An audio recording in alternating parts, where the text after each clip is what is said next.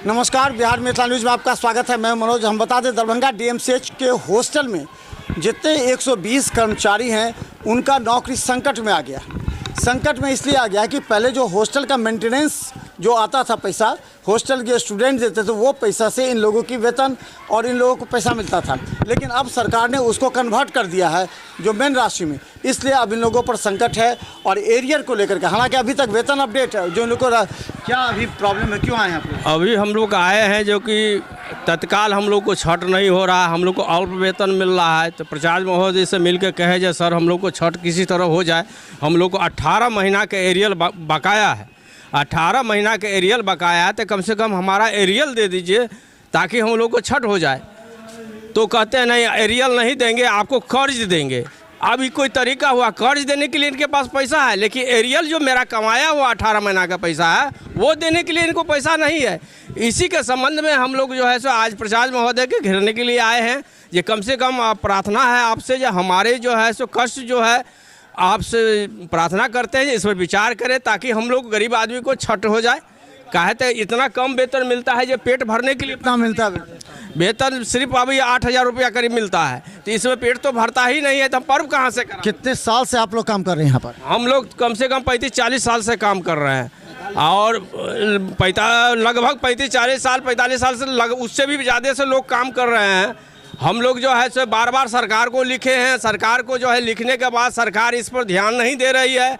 आज वर्तमान में हुआ है क्या जो कि पहले जो है हम लोग को हॉस्टल मेंटेनेंस फंड से वेतन दिया जा रहा था, लेकिन अब क्या हुआ, ये सरकार के एक आदेश आया है, ये सारा हॉस्टल मेंटेनेंस फंड सरकार की खजाना में जमा होगी। जब सरकार की खजाना में जमा होगी तो अब हमको मेंटेनेंस फंड से वेतन जो मिलता था नहीं मिलेगा। तो सरकार के ये भी तो व्यवस्था करना चाहिए जो हमारी वेतन कहाँ से मिलेगा। अच्छा, ये बताइए कि अभी जो कहना है कि आप क्या डीएमसी के परमानेंट स्टाफ हैं, कहा जा रहा है कि आउटसोर्सिंग से काम किया जा रहा है, तो क्या लगता है कि आप लोग को आउटसोर्सिंग में कन्वर्ट कर दिया जाएगा या क्या होगा? कुछ सुनने हम लोग दैनिक वेतन भोगी कर्मचारी हैं। हम लोग को दैनिक पर ही किया जाए, हमारा जो कथन है। हम लोग चीफ एंड डायरेक्टर से जो लिखवाए थे दैनिक वेतन भोगी पर, तो कहा जाए ठीक है अभी तुम लोग को जो पैसा मिल रहा है वह 12,000 के लगभग है, अभी मिलेगा। जब तक कोई सरकार कुछ निर्णय नहीं लेता है तब तक आप लोग को पैसा मिलेगा। तो हमारा कहना है जो छात्रावास का जो मेंटेनेंस फंड है, तो सरकार प्रिंसिपल साहब का कथन है जो ये सरकार के फंड में जा रहा है पैसा, तो तुम लोग को पैसा मिलेगा कि नहीं मिलेगा। और दैनिक वेतन भोगी कर्मचारी का श्रम आयोग भत्ता मिलता है, माने श्रम विभाग की तरफ से आता है हम लोग को महंगाई भत्ता, वो आपको 395 रुपया मिलता है अभी के समय में। तो उससे एरियल हो गया करीब 3 साल का पैसा है हम लोग का एरियल।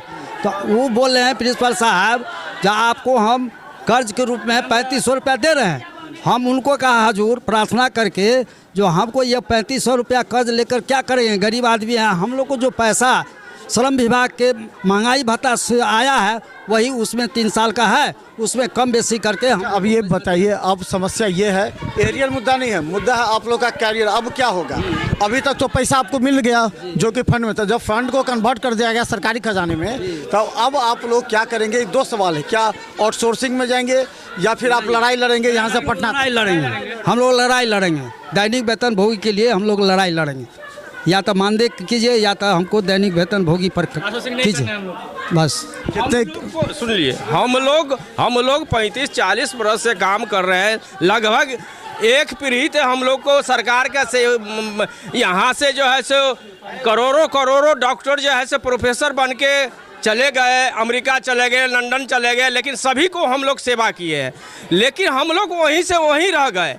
सरकार हम लोग पर ध्यान दिए नहीं। 50 साल से हम इस कॉलेज का सेवा करते हैं, हमको परमानेंट एम्प्लॉय करना चाहिए था, तो अब जो है सो हमारा ये नौकरी ये छीना जा रहा है। इतना दिन से आप लोग नहीं किए? इतना दिन से हम लोग बार सरकार के पत्र लिखते थे, प्रिंसिपल साहब के यहाँ कहते थे, लेकिन इस पर कोई ध्यान नहीं दिया जाता। अब क्या हो गया, अब हम लोग का वेतने बंद हो गया, तो अब सरकार अब यहीं पर आके हम लोग मरेंगे जिएंगे, अब जो करना है यहीं पर करेंगे, अब सरकार तभी सुनेगी। देखिए यहाँ कई महिलाएं भी हैं, जो लगातार हंगामा कर रहे हैं। क्या मंगल मामला हुआ, क्या बोले अंत में? हम लोग को जो उचित है उचित दे। उचित क्या है? उचित है, हम लोग को पैसा है 13,000 रुपया एरियल, वो नहीं दे रहा है, हम लोग उसलिए आए हैं। अच्छा, एरियल से ज़्यादा महत्वपूर्ण है अगले महीना से क्या होगा आप लोग का भविष्य? आप लोग जाइएगा सीधे या आउटसोर्सिंग में जाइएगा या अपने लिए लड़िएगा, क्या बोले? लड़ेंगे, अपने लिए लड़ेंगे। हम लोग को उचित चाहिए, हम लोग को अस्थाई चाहिए। यहाँ इतने वर्षों से खटाए हैं, अस्थाई क्यों नहीं मिल रहा है? हम लोग को अस्थाई चाहिए। नहीं देगा तो मरेंगे या मारेंगे, दुइयों को चीज करेंगे, किसी को नहीं छोड़ेंगे, किसी ऑफिस वाला को नहीं छोड़ेंगे।